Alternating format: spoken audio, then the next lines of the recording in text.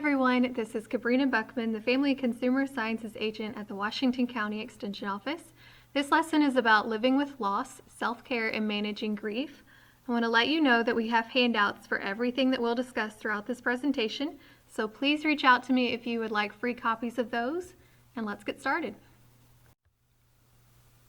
Throughout this lesson, we'll talk about different topics. The first topic is understanding grief. So this presentation really focuses on grief from the death of a loved one. However, grief can apply to other changes in our life that leaves us with a sense of loss. So something like a job loss, a divorce, a big move, even what we have experienced with COVID. Those big changes that can really leave us trying to rebuild our new sense of normal. And each of these topics is introduced with a quote. So here's the first quote. It is from a bereaved father. "Living without my son has been adding another room onto the house in my mind, not so I can shut the door on his death, but so I can move in and out of the experience of my loss." And if you're watching this with a group of people, I'm going to invite you to ask each other if that relates to you, if you find an identity in that. And if you're watching by yourself, I'll just invite you to reflect on your own experiences. This is going to begin our discussion about understanding grief and the process of grief. Although it is a universal experience for all of us, we all go through it differently. It's unique to each one of us. Grief just describes the complex reaction to loss. It can be intense and overwhelming. It can affect your thoughts and your feelings. It may cause disbelief, confusion, anxiety, tension, pain, disorganization, and depression. It can impact you physically, spiritually, and behaviorally. And like I said, it is unique to each person. We probably have all heard the phrase, "everyone grieves in their own way," and it is very true. However, we do all have this universal experience, which is so important for us to talk about it, to share this journey with one another. It helps us all to heal. There are different types of grief, and we'll talk about each one of these a little bit more in depth. Acute grief, integrated grief, complicated grief, and then prolonged grief disorder. Acute grief is first. This describes the period of time right after that death of a loved one or any of those major life changes we discussed. This can last for weeks to months, and of course this is unique for each person, but here are the things that it may involve. Increased stress from pain or the shock of the separation, especially with death. It is so final and sometimes so shocking to us. Depression and anxiety, change or confusion of identity or sense of purpose. I think that would especially be true in cases of death or in cases of something like a job loss or a divorce, something that was really tied to your identity. We can also have difficulty doing our typical daily activities. Usually our emotions do become less severe over time. Of course, that doesn't mean that we're going to overcome it or get over it. Remember, this lesson is talking about managing grief, not necessarily overcoming. And we're going to talk further about when that grief is triggered again. This just means that our emotions become a little less severe and we're able to put one foot in front of the other in the next phase of grief. Integrated grief means that the acute grief period has passed and we are trying to continue with our routines or activities, or we might be trying to establish new routines or activities. This is when we maintain a sense of connection to our loved one without our grief interrupting our everyday life. So this does not mean that we have forgotten about our loved one or that we still won't be living with our loss. Focus on that word integrating. So this means we are integrating our sense of loss and our experience with grief into our lives. We're just trying to move forward and keep going. Complicated grief is next. This doesn't happen with everyone, but sometimes a loved one's death is so painful that it can really affect our ability to move forward with our lives. At the very end, we'll see a quote that compares grief with an ocean, where some days the waves just keep crashing on us, and other days we have still water and a little reprieve. So in the case of complicated grief, that is when it feels like those waves just keep crashing day after day for an extended period of time. Those intense emotions continue and your daily function is affected. If this continues for more than 6 months, you may be experiencing prolonged grief disorder. That is a disorder where complicated grief prohibits someone from normal functioning in work, school, and social relationships. If you do experience prolonged grief disorder, it would be a good idea to seek counseling from someone who is trained to help you. There are 5 stages of grief. I want to first draw your attention to that statement below the graphic. The reminder there that grief is highly individualized. Not everyone who grieves experiences all these stages in this order, and we might experience them in different ways. I've had the opportunity to teach this lesson in several counties throughout the Lincoln Trail area, and I've been very grateful to the participants there for sharing their own experiences of how this works for them. So let's go through each one of these. The first is denial. This describes an extreme sense of shock and confusion.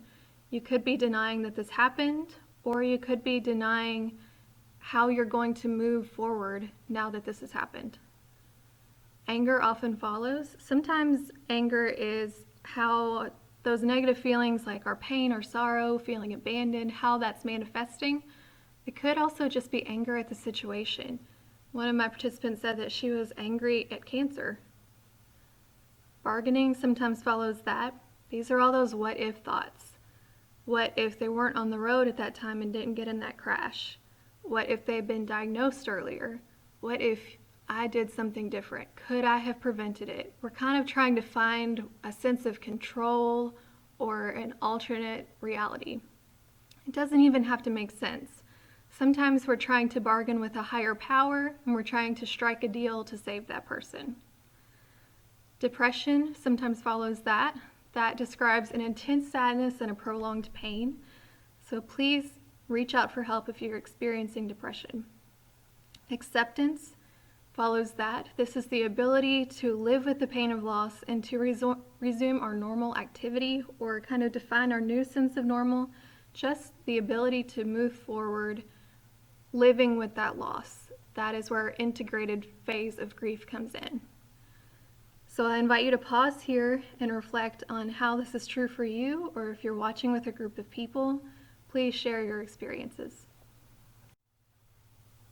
We know that grief is not easy to navigate and it does take time, but there are ways that can help you to cope. So these are 4 ways to navigate grief. One is to accept the reality of the loss, to accept that that person has passed, but you do continue to live. 2 is to process the pain of grief. That pain will be there until you try to work through it. This can include faith, it can include your family and friends, creative outlets like art or music, exercise, nature, anything that helps you. 3 is to adjust to the world without your loved one. So this could be in little ways each day. Things that could be logistics, like taking on new responsibilities you didn't have before, or it could be things that pop up now and then, adjustments to celebrations or traditions. 4 is to find an enduring connection with the deceased in the midst of embarking on a new journey. So this is really when we talk about keeping someone's spirit alive or kind of living on and honoring their memory. This could be through wearing a locket or some type of memorial jewelry, visiting a grave site. Many people keep those grave sites with fresh flowers in honor of their loved one.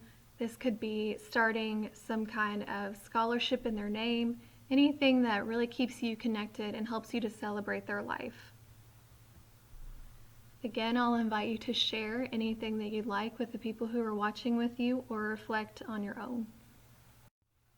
Grief counseling can provide a safe space and a helpful resource for moving through the pain of losing a loved one or any of those life changes we talked about before. Counseling has many benefits, including the feelings of relief, comfort, connection, hope, and empowerment. You can do individual counseling or with loved ones.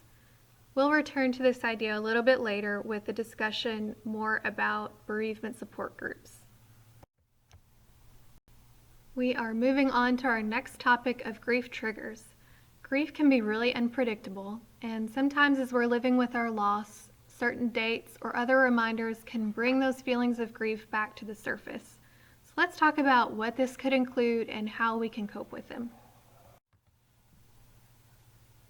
Grief can be reawakened by random reminders of our loved ones. This could include sights, smells, songs, traditions, or events.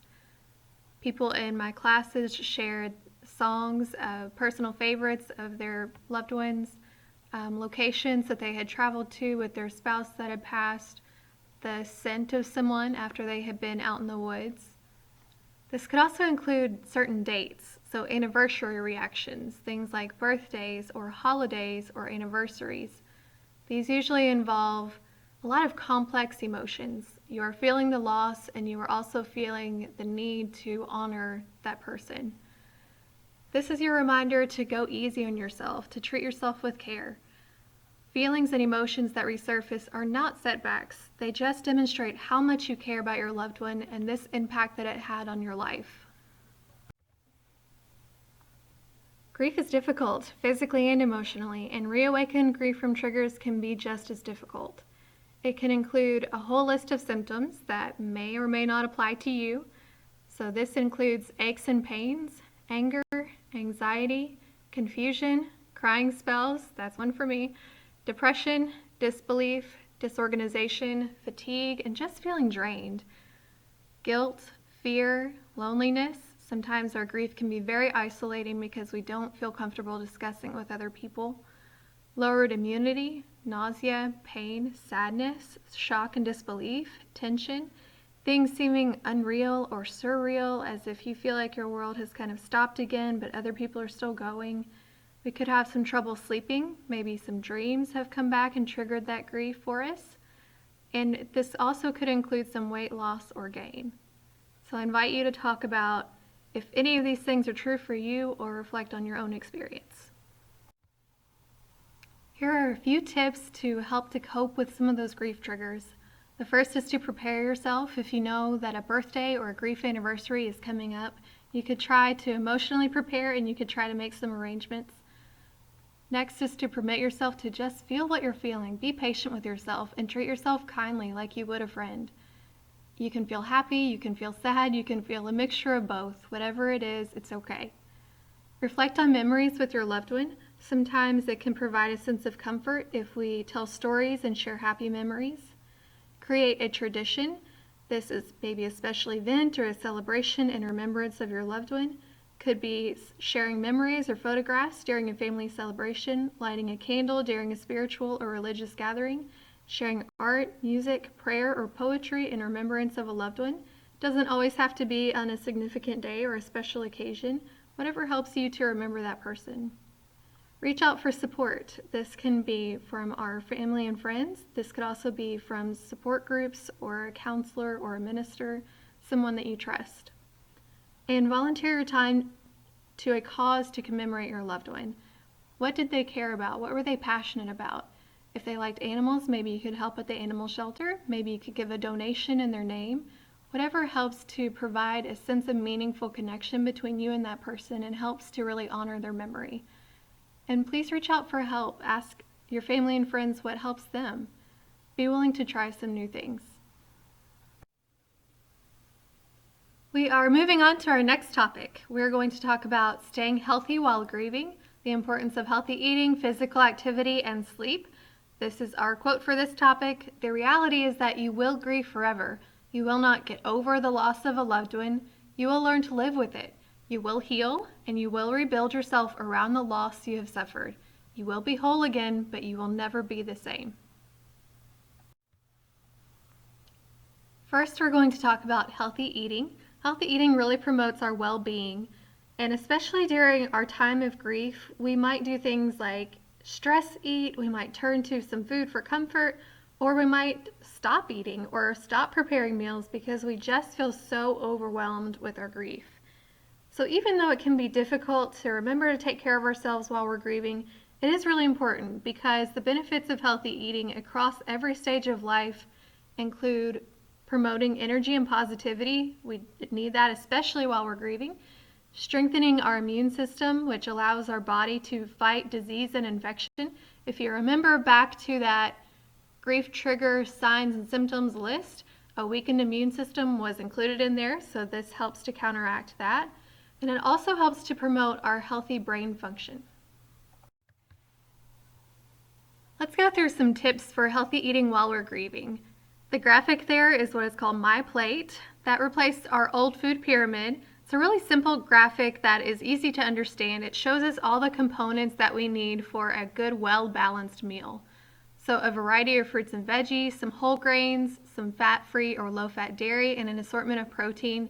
These food groups will supply a variety of nutrients that our body needs to be healthy. In times of grief, it can be a good idea to try to keep our meals simple and to plan ahead a little bit. Maybe we just keep some staples in each of these categories on hand that we can mix and match into different meals.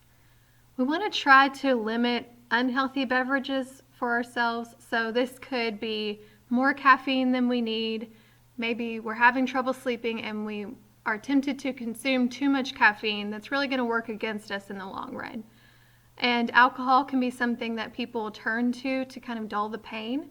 Of course, that pain is still going to be there until we process it. So it's really important to try to work through that grief and not rely on these things to cope. Instead, we want to use food to keep our body healthy so that we can heal. Here are the last few tips about eating healthy while grieving. The first is to drink more water. The Mayo Clinic recommendations are right there for you, but if you're not in a mental place where you have the capacity to think about how many cups of water you're drinking, I want you to just think about some signs of hydration that you notice in your body. Things like, do you feel clear-headed or is your head kind of foggy? Are your lips chapped? Does your skin feel dry or moisturized? What color is your urine? The things that feel hydrated or dehydrated to you. The next point is to recognize the difference between junk food and convenience food. So convenience food can be really healthy. This could be pre-sliced fruits and veggies. This could be some frozen fruit that we use for smoothies or frozen veggies that we roast in the oven. However, the junk food, those tend to be the overly processed foods that have a lot of sugar and a lot of salt in them that might taste good but are not that good for us. And then the last point there is to consume foods that are rich in vitamins to boost our immune system. Those are all the foods that would be included in that My Plate, those fruits and veggies, those lean proteins, the dairy, and the healthy grains. Let's talk about physical activity. Remember, we said that grief can really take a toll on both our mental and our physical health. Well, physical activity can help with both of those things. It supports your overall well-being. And this doesn't have to mean that you have strenuous exercise. This could mean something as simple as taking a walk each day. So let's look at some of the benefits here. It prevents depression, which we know can go along with grief, keeps us engaged, helping with that isolation, clears our mind, helps us to focus on the present, sparks motivation to do other things, to keep going, to integrate back into life. It provides a feeling of control or maybe strength over our own body, helps to regulate sleep, and if we're having trouble sleeping due to grief, that can help. And it also helps to improve our concentration and our motivation. The benefits continue here. Physical activity helps to improve our mental health, which helps to alleviate our depression and anxiety. It promotes cognitive functioning, or kind of how our brain processes information. It increases our ability to engage in everyday activities by boosting our energy, promotes restful sleep, and boosts our mood naturally. And physical activity does all of that for us anytime that we're active, but especially important while we are grieving and struggling with some of these things. Here are some general physical activity recommendations by the U.S. Department of Health and Human Services. And these are all broken down by age as well. So we start here with the children and adolescents 6 to 17 years old, at least 60 minutes per day of physical activity. Moving on to adults 18 and over, about 30 minutes per day. I'll let you pause to read through all of these details on your own, but I want to point out some highlights here. So let's define some of these terms. Aerobic physical activity is also called cardio. This allows the body's largest muscles to move in a rhythmic manner for a sustained period of time. We can think about walking or swimming there. Muscle strengthening activities include resistance training and weightlifting, causing the body's muscles to work. So things like weightlifting or using elastic bands for resistance. And bone strengthening activity is sometimes called weight bearing or weight loading activity that produces a force on the bones of the body that promotes bone growth and strength. So something like jumping jacks, running, or brisk walking. There is also a note there for the older adults to incorporate some balance training that can help to prevent falls. Here are 3 tips for staying physically active while we're grieving. The first one is to start simple. Grief can be really draining, right? So we want to just do things that feel manageable for us. Something like taking a simple walk, doing some light stretching or yoga that will help to release some of the tension in our body from the grief. The second thing there is to do things that we enjoy. So what brings you joy? What helps you to feel fulfilled or connected? Maybe something like gardening or taking a walk with your friends or at a park. The third is to ask friends or family to participate in the activities with you. Social support is really encouraging and it helps you to stay committed through accountability too. Sleep is our last thing to discuss about our physical health while we're grieving.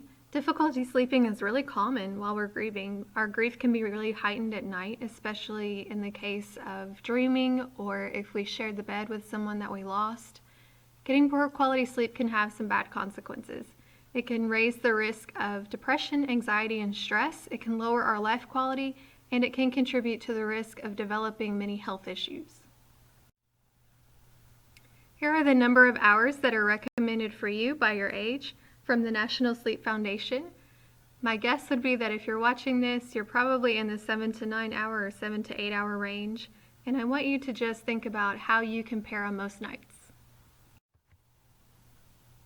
If you're having trouble sleeping, here are a few tips for improving your sleep hygiene from the National Sleep Foundation. These may not all work for you, but maybe you can find something to try in here. One is to keep a consistent sleep schedule, so try to stick to the same bedtime and the same wake-up time. 2 is to do a relaxing nighttime activity before bedtime. Some of my class participants talked about reading, doing Sudokus or crossword puzzles, maybe trying some adult coloring books or praying or reading their Bible. 3 is to avoid naps throughout the day, especially later in the day or however closer you get to your bedtime. 4 is to engage in physical activity. 5 is to sleep in a cool, quiet, dark room. And 6 is to create a comfortable sleeping environment. So 5 and 6 are really about making the environment comfortable for you. 7 is to avoid caffeine, alcohol, cigarettes, and large meals before bedtime, anything that would kind of keep us awake, either digesting or stimulated. 8 is to avoid screens and bright light in the evening that can kind of trick our mind into thinking that it's not nighttime but still daytime. And 9 is, if you can't sleep, try to go into another room and engage in a relaxing activity until you get sleepy again and then go back to bed. So think about what has worked for you and what has not worked for you out of this list and what you'd like to try. Starting our next topic, this is about grief journaling and writing through grief.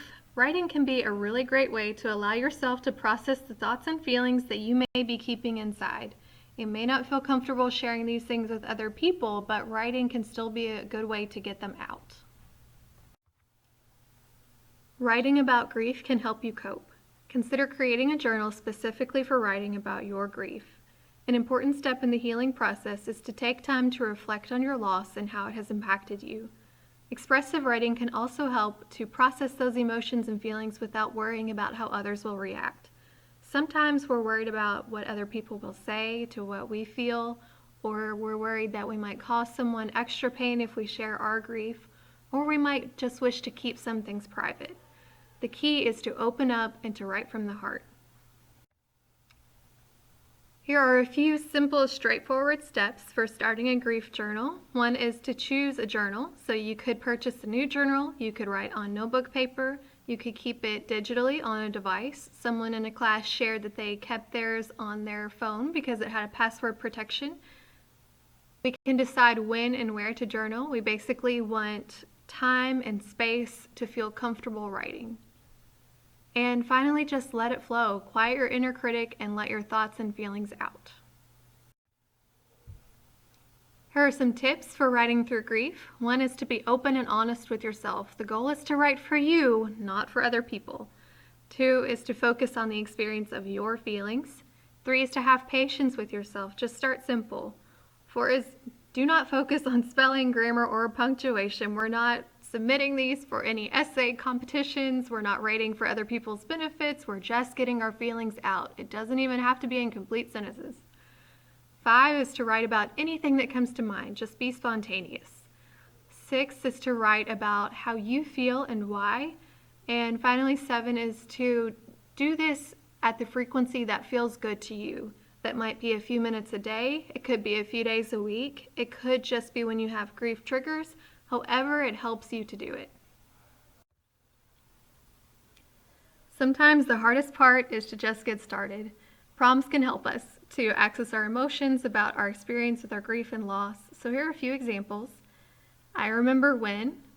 This is what I have to say to you. I think that one can be especially powerful in maybe some situations where we have some unresolved feelings for the person or about the person. Could also be in situations where we felt like we left things unsaid that we need to say. Sometimes participants would tell me that they wrote letters to the person that they had lost, and that can be sort of a different form of grief journaling. Some other prompts are my happiest memory of you is, and the greatest lesson I have learned is. You can choose to share or not to share what you have written, completely up to you and what you feel comfortable with. Sometimes we share with the intent of helping others to feel a sense of hope in their own grieving and some validation of their own experiences. Safe spaces for sharing can be in bereavement support groups, which we'll talk about next. And just a reminder to share only the materials that you feel comfortable sharing. If that's nothing, that's okay too.